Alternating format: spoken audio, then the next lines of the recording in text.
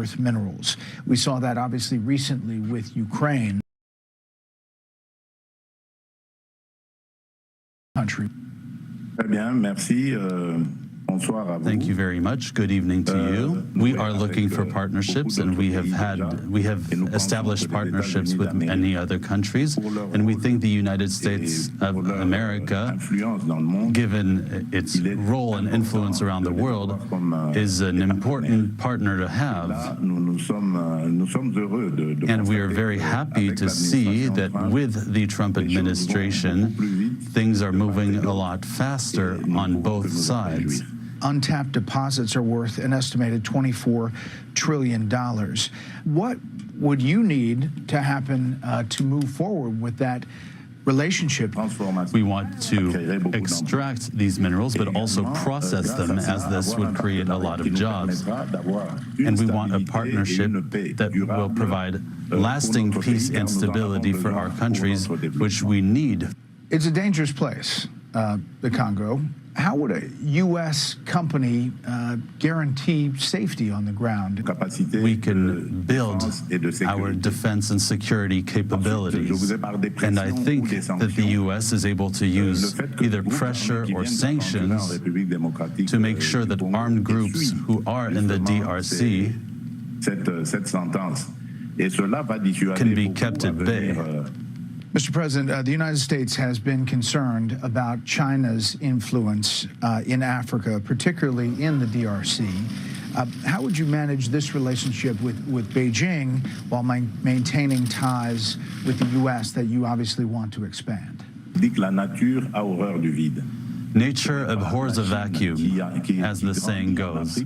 It's not that China is waxing in Africa. It's more that America is waning in Africa, and we would be very happy to have our American friends here who used to be more present than China in the 70s and 80s. How do you think a minerals deal, if it comes to fruition, would benefit Americans? Silicon Valley companies know exactly what I mean. And so I think this partnership will help these industries develop more and more innovative products.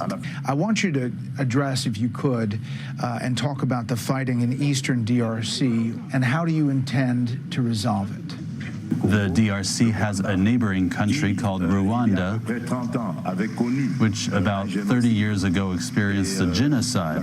The international community at the time asked us to open our borders to receive droves of refugees who were fleeing the fighting and the massacres. And since then, unfortunately,